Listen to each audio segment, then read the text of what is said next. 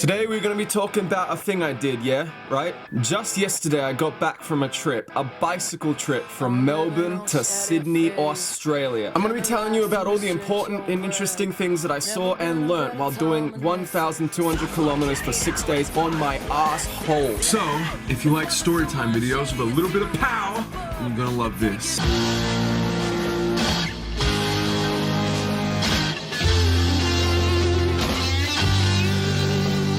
Alright, when I did research, what I found was that I probably don't want to go the hitchhiking way that I took with Craig. Problem is, that's the Hume. That's a major highway. I will die. That would be like smoking cigarettes non-stop for 6 days. I don't want to do that. What I found was old forum posts of people suggesting that you should go the old coastal route, 1,200 kilometers instead of 800 kilometers, but it's a much safer ride. I didn't tell anyone. I told the bare essentials, which was my brother. I gave him basically information about where I was each day and that I was alive each morning. And that's it. Here were the things I was bringing, yeah? I bought my bike, a sleeping bag, a tent. I was wearing shoes, my dad's bike racing glasses, my brother's bike racing shorts, and a t-shirt. Then I had what was in my backpack. I had a camel pack with 2 liters of water, I had 2 drink bottles, and some little packs of like energy glycogen stuff that you can eat when you're really tired and you need to keep moving. My first rest stop for the night, my goal was to get to a little town called Mo. Mo, like from The Simpsons, is what I thought. Finally, I was ready to go. I said goodbye to the dog, and I sat on the bike, and in the first 30 seconds, I snapped the chain in half. Problem was, I bought a new chain the day before and put it on by myself, and I did a terrible job. So I had to immediately go back home and then start working on the bike chain again. The bike's gears were also out of alignment, so if I like push down really hard to pedal with as much force as I possibly can, then the chain would like taut and then throw me off balance. It was already late morning. I did the absolute minimum and off I went. I got all the way to the shopping center from Kath and Kim, where I got a Zinger Burger from KFC. I didn't want to like add too much weight, so I didn't have a bike lock with me. So what I would do, I would dump my bike somewhere outside and then cover it with leaves so no one would see it. So I was wasting a lot of time. Every time I looked at Google Maps, it felt like I was being fucked in the arse. The chain was constantly breaking, and because I had to stop so much, my 8 o'clock journey to Moa was suddenly becoming 10 or 12. Oh my god, it's worse than I thought. I was about to leave Kath and Kim Shopping Center when the gear chain snapped again. Kath and Kim Shopping Center was my last stop before we went rural. I googled online if they had a cycle store or something nearby, and they did.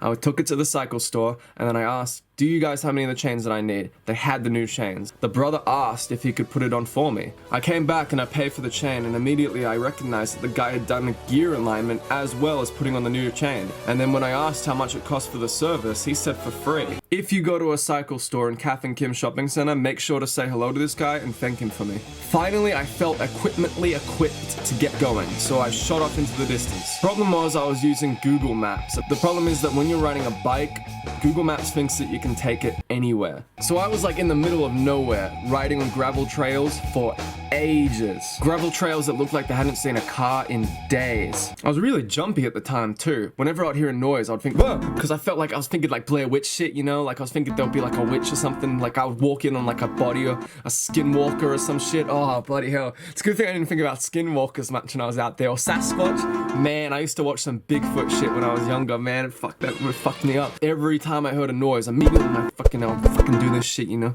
Anyway, so plus, it was taking me away from the highway so I could go in more gravel roads. I think I was doing this one called the 7 Mile Road. With every step, it seemed in my head that there was no way I could keep it up, so I was getting frustrated. My body started to react with loud wheezes, growls, and squeals, and I pushed forward until I made it to the end of that gravel road, where I took a photo and a fat piss.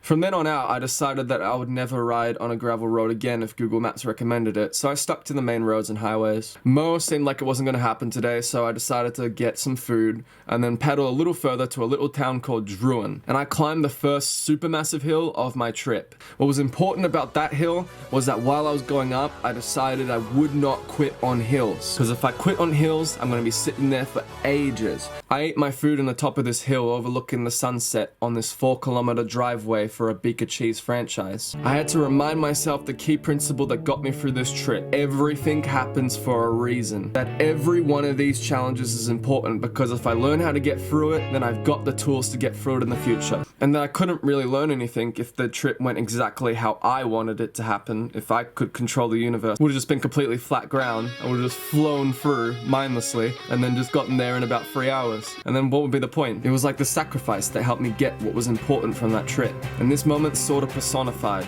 everything happens for a reason. That night I rolled into this place called Druin. I went to Coles and I bought an almond milk I didn't need. And then I set up my tent in a field behind a display home. It was really scary. This was the first time I'd gone camping by myself, and it wasn't even in a campsite. I didn't realize because I arrived in the dark, but like, I'd set up my campsite in the middle of 2 horse paddocks.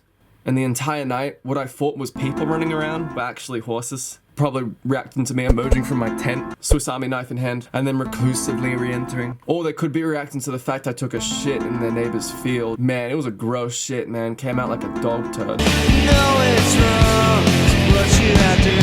What I did was I googled like how to stealth camp, and they all recommended that I should get out of there sort of early before people come like looking around. So I thought, oh, I'll just go around sunrise. So while I was waking up at sunrise, I fixed up my tent and I started pedaling. I bought Up and Goes with me for breakfast, and so I was riding down the highway. I was finally on what I needed to be on, the Princess Highway, which can take me literally all the way up to Sydney. I started going through like cooler little country towns that are more made for tourists, and I started getting my first challenges in the hills, as in they were every few minutes I was going up a hill, and that would take a long time. So I was going up some hills and I was seeing some mad sights. I felt like I was climbing some good mountains that day. The elevation actually wasn't that high compared to what I would find, so I kind of look at this and think, you bitch. The heat wasn't that bad in the morning, but what was bad was my ass. I don't mean to make toilet jokes most of this video. I do mean to make some, but here's like a genuine problem. My seat was not made for my ass, and my asshole was being ripped.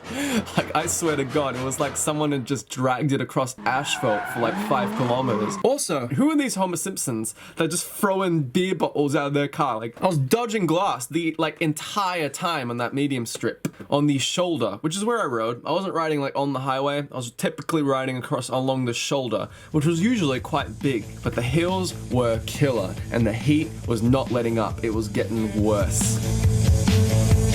I made it to this place called Taragalon. Taragalon? No, Traralgon. I made it there. I got these things that are like genuine lifesavers. Hydrolite. Sports. Yeah, it's like Powerade, but it doesn't give you AIDS. By the end of these, I wasn't even using water, man. I was just sipping it off my tongue. Legitimately did that once. It was really intense. I had a headache after. But really, it's good for you. One thing that nearly gave me AIDS or PTSD. Shouldn't use AIDS as a pejorative. One problem I really had was getting from Traralgon to Rosedale and then Rosedale to Sale. I was in the desert fighting a wind for hours. The heat was boiling me, and the entire time I was riding I was thinking, just keep going. You got a grapefruit, it's okay, because I had bought a grapefruit and I was carrying all this stupid stuff. I had the almond milk in my bag. I had this grapefruit because I wasn't drinking much water because I was really nervous about losing it. Whenever I was in those types of heated situations, no matter how much I drink, no matter how little, it felt like I was on my last little dripping. Also, I barely was drinking any water. So when I started eating that grapefruit, I started to get super duper dizzy, and at one point I had to legitimately stop and like take a break because it's really disheartening. You see something like 20 kilometers on the thing and you think, oh, that's not that bad. 20 kilometers is still at least an hour. When you're 20 kilometers away from something in that heat, that is when the mind can take over and start stirring shit. One of the big victories for me in that trip was dealing with negative thinking. I had to identify with the best. I just had to be grateful. I had to work with the positive. When I got to Rosedale, I bought a fuck ton of food. When I went to a bakery, I got 2 sausage rolls, 2 pies, a pizza, and a muffin. And then sat underneath a tree near a park and ate it all and then slept for 15 minutes. Then I got back on the road and spent the next 2 hours questioning my dietary choices until I made it to Sale. It was really late at that point, but I still had one plan: make it to this place called Barnsdale. When I got to Sale, I really thought it wasn't possible. I'd done 100 kilometers the day before, and if I was getting into Barnsdale, I had to do that and then another 3/4 of that.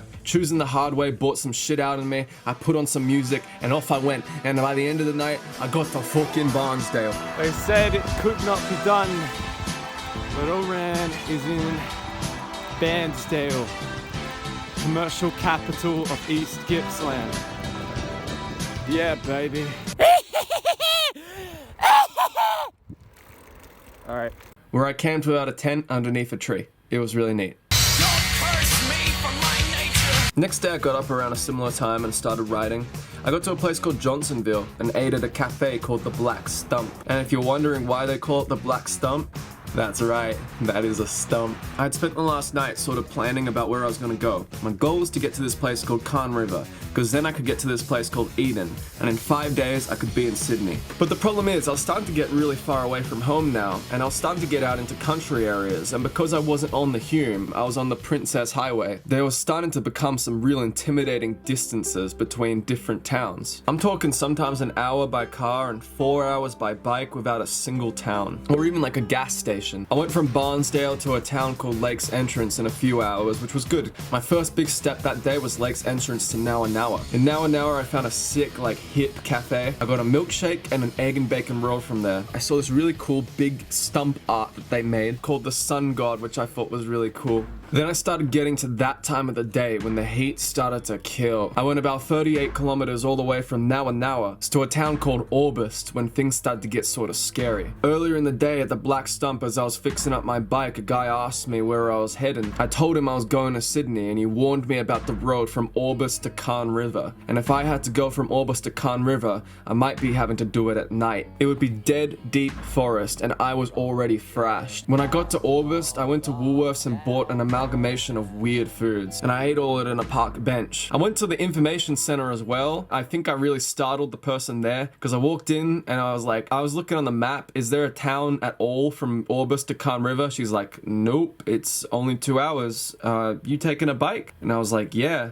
And she's like, ah. And then we both sort of looked at each other, just both not knowing if we should do something more. And then off I went. For the first time that trip, I took off my shirt and I started my pedaling game. And that's when things started to get weird. I had 75 kilometers to do by the time it became night. And out of nowhere, the elevation picked up from 300 meters to an 800 meters. Suddenly the hills were getting serious. I was really sort of unable to motivate enough energy. I was kind of almost, the closest thing I could call it is half-assing it, but at the same time, it was sort of like I was overwhelmed. I felt like I was out of my depth and I couldn't shake that feeling. And that's when, as I was pedaling along on the side of a road, I saw this bird. On the side of the road, I found a kookaburra, like a live kookaburra, just sitting there. I gave it some water because it was boiling hot. It was just sitting on the side of the road, and it just sort of stood there and looked up at me, and then like barely opened its mouth, and it didn't move when I went over to it. And I was sort of like fucked, and so I thought Khan River might have a vet. I'll take the bird. Let's see if I can take the bird to the vet. I got my shirt and I wrapped the bird in the shirt and then put the shirt over my handlebars, and the bird stayed on the handlebars. And I started riding with the bird. I took a few pictures of my bird. I couldn't decide whether or not I wanted to call him Barry or Mr. Bird, but the problem was he was really slowing me down. Every time I tried to stand up and push, it would kind of wobble him, it would nearly fall over, and I needed to get up some of those hills. It was tough, and the sun was starting to really go down. I needed some breaks because I already had too much stuff in my bag, and now I had a bird. I started to get some confidence with Mr. Bird. We made it like a good 10 kilometers, I would say. And then finally I made it up this hill that was a skyrocketing hill. I made it all the way up there, and I was like, man, this is a downhill. We're going downhill. I say, hold on, Mr. Bird. And then suddenly the bird, it starts to like flap, and then it tries to fly, and it jumps off of the handlebars and it lands on its face, man. And then I go to get off the bike and I'm like, Mr. Bird, are you okay? And then I go up to Mr. Bird and he turns around and starts getting in like defensive stance. And I'm like, oh, damn it. He's like lost my trust, you know? Start thinking about David Attenborough, you know? Like he said once that he never intervenes when he's making his documentaries with nature. My philosophy the entire trip was that everything happens for a reason. And maybe we've gone far enough. Maybe there ain't a vet in River Khan, you know? He was on the road though, so I had to grabbed my shirt and I picked him up again, and then I put him on the ground across the road. It didn't look very noble, him just sitting there in the tambak. So I went back and I grabbed him and I put him up on a tree, splashed some water at him, said my goodbyes, and off I went. When I went to Orbost, I got this bag of like glycogen. It said pure glycogen. And then on top of this hill, I remember opening it up and it looked like drugs, you know? And I remember having like 3 spoonfuls of it, and I felt gross after that. I felt disgusting. There were some crazy downhills I experienced, like 5 minutes at angles like that, just flying through. And after all that effort, it meant even more to be getting those downhills. After all this hiking away upwards from towns, I finally climbed into a valley where there it was, in the pitch black. Khan River. I found a campsite that was free. So for the first time I camped in my little campsite. But I was so dizzy. I had to lie down or I would vomit. There's 3 possible things that cause that. A, the ridiculous heat and the fatigue. B, that bird was like properly sick and I was huffing its feathers. 3, I could have been drinking actual bore water. Oh, and 4, which I thought what it was that powder that I ate. So now I have terrible associations with that powder. The smell it had was ugh. At one point, like I had a moment, I'm not even sure happened. Like I'm not sure if I dreamt it or not, but like someone was trying to open my tent and then I opened my eyes and the world flipped and then I immediately unzipped and went, hey, and then I must have zipped it again and then gone back to sleep. If anyone was near at that time, they would have just seen me emerge and go, hey, and then zip my tent up and go back to sleep. Wednesday was Australia Day. My first stop was a place called Genoa. Do you wanna know a shit spot to stop? When I got to Genoa, I found out that I was in the middle of nowhere and they didn't have a single thing that was open. They had a cafe that was closed for Australia Day. They had a motel that was closed for Australia Day. I was still in the middle of nowhere. So I lied down and paced out for a bit, man. When I stopped at Genoa, I was so tired. Riding in the wind is very frustrating, especially when you're trying to go long distances by a certain time. You keep pushing and you're trying your hardest, but you just know that if that wind wasn't there, then maybe I'd be going so much faster. Emotion like steam, I'd let out steam every once in a while and scream at something that was just out of my control. I got out my phone and started researching how to actually do bike riding. There's a lot of different tips and tricks, and if you do have problems riding a bike, I recommend doing some research because there's like 50 things that I just like could change ever so slightly and bam, I was going a little bit faster in some hell conditions. But yeah, I kept on riding. The hills started to get really brutal out of Genoa. Like I was climbing actual mountains. Like mountains on the horizon. I had to go over a mountain on the horizon and then go, oh, that's another mountain on the horizon. I have to climb that, don't I? It was mental. I rode another 20 or 30 kilometers from Genoa. My goal for that day was Eden, and this was the day that I crossed the New South Wales border. It was the first time I had gone out of the state of Victoria by myself, and I'd done it on a fucking bicycle. I finally had made it to Eden, this actual, like, wicked little surf town. And yes, I ordered 3 pizzas, because I was so hungry then that I thought, I'll be able to eat all of this, and I ate about 2 pizzas, I would say. I camped out cliffside underneath this ridiculous lookout, man. That was probably one of my favorite nights' sleep. My goal for that day was Bateman's Bay. So that morning I was feeling in good shape. I was climbing some mad stuff, and luckily going down some even madder stuff as well. Here we go, motherfuckers. Shit!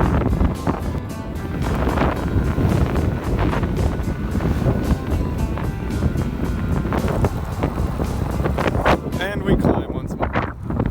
I rode all the way to a place up in the hills called Tafra. I went past their fire station, which I thought was frankly insulting. Here's a picture of it. Look at this. They just kind of took the piss out of firemen. And on one side, they look like actual perverts. Then I looked up to see if Tafra's ever had problems with fires. And they had. In 2018, they had a full-on bushfire. And no wonder, man, you pissed all the fucking firemen off, you stupid paintings. We so stupid. I was off the Princess Highway for a bit here. There were so many times in this trip that I came around a corner and started giving like Matthew McConaughey, those aren't mountains, those are waves type looks at shit. Like just having these hills stare me down, knowing my body has been through so much and knowing that I have no other option. Went all the way to a place called Bermaguay. Suddenly my legs started to give out a bit. My thigh, like centering around the knee joint, was in so much pain. I was sitting there using a refrigerated maxi drink as a cool pack when a woman went by and offered me an actual ice pack. When I got that, I sat there for a while and I pondered. Don't know if I can make it to Bateman's Bay, but I can perhaps make it to Narooma, which is significant only because they had a 24/7 bistro. So I arrived at the bistro and I slowly wandered my way in, and then I said,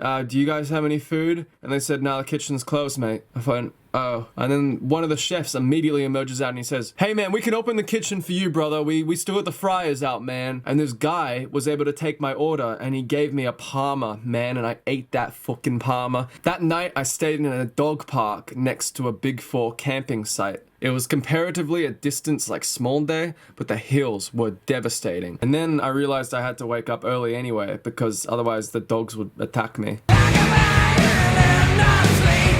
I decided I wanted to get to Nowra so I can spend the next day getting to Sydney. But Nowra was the first 200-kilometer day I would have to do if I wanted to get to Sydney. Plus, the daily climbs were getting into the thousands. Look at the amount of spikes in that graph. Like, what? Check it. So I pumped it to Bodella. Then I managed to get all the way to Moruya. Then I finally ticked off Bateman's Bay. I saw like every possible fast food you could imagine, and I chose KFC. I noticed too that because I hadn't had a shower in so long, I grabbed my receipt, and then after holding it for about 3 seconds, it looked like this. All in all, I was pretty gross. Through hell and high water, I got to a place called Ula Dula, and I stopped, and again, I had to contemplate whether or not I was gonna make it. Nowra was another 60 kilometers away, and I had already done 140. I asked my brother for some advice, and he said, yeah, just go for it. And I went for it, and off I went into the dark. Things were intense. Cars were rushing up right behind me, massive trucks, the wind was still pushing on my face. The roads start to play tricks on my brain, and uphills look like downhills, and downhills look like uphills. My brain was freaking out. Night wore on, and at about midnight, I made it to Nowra. Possible now that I could make it to Sydney by Saturday. As I pedaled out of Nowra, I finally reached some actual good highways, and I saw for the first time on my trip some actual cyclists. One group, they asked me where I was going. I told them I had gone from Melbourne to Sydney, and they congratulated me and said all this nice stuff. They told me to avoid the highway as much as I could all the way to Sydney. Try to take the coastal route, and then I wouldn't regret it. I didn't regret it, and I got all the way to Wollongong, the last town before Sydney. Throughout my entire trip, there had been an eerie spike in the maps that has suggested that there is a ridiculous hill coming out of Wollongong. Over this mountain was Sydney, one hill straight up, and I was already physically and mentally destroyed by the time I reached the bottom of that hill. This was the most dangerous thing that I had encountered on my trip. There definitely wasn't a bike lane, and cars were whizzing right by me, coming around blind corners that they could have barely seen me on. I got to this one corner that really frightened me, so I pushed as hard as I could, and bam, I felt like I blew out my right knee. But I knew at that moment that I hadn't watched inspirational shit on YouTube for the last 2 years just to give up on this hill. So I decided to tape record myself. That internal voice I put on tape. Sounds like a straight bitch when I listen to that motherfucker. So if you ever have a hard time out there, listen to what kind of bitch you're being. Stay hard. I have absolute respect for that mountain because it took everything that I had, but I rose to the occasion. And I got to the top of that mountain, and I opened my chest up and I said, and made a bunch of noises because that was one of the craziest hills of this entire trip. That day was a fitting finale for my work on that bike, man. I rode and I got closer to the Sydney CBD, and then I went to go and book my bus ticket, but they sold out. So I had to get one the next morning, but that did give me enough time to go look around. And finally, I made it to my goal, the place that I had imagined in my head that I would make it to when I was sitting on my couch a week earlier. I got to the Sydney Harbour Bridge first, and then I saw the actual Opera House.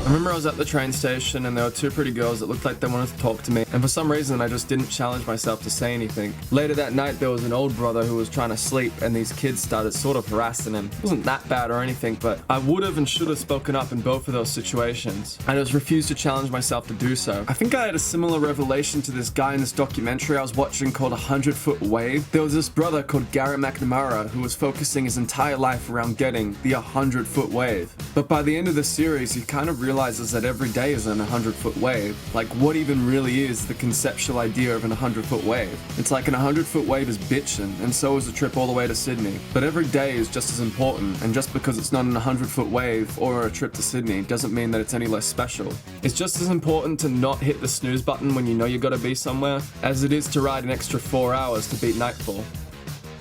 If you have an idea to go on an adventure, you better do it like right now, because you're not gonna have time when you're old and you have a family. Your joints will be hurting, your muscles will be hurting, you have a family. You think that you can be able to spend that time alone. Go having a bike ride to Sydney, that trip is gonna become going to Shitsville to get a water aggregation kit or some shit. Why not go on an adventure? Why not do something cool? Do something cool. Thank you very much for watching. I'm sorry this video went on so long and I got so philosophical because sometimes I like to think that I sound smart and things like that, but maybe actually I gave you something that maybe that could be valuable, but also who knows, just watch the video. It's just nice, isn't it? It's entertaining. I do things really nice. I do this thing, I go, thank you very much for watching. Please watch or listen to our radio show that we do now. We do a radio show consistently every week. We upload a radio show.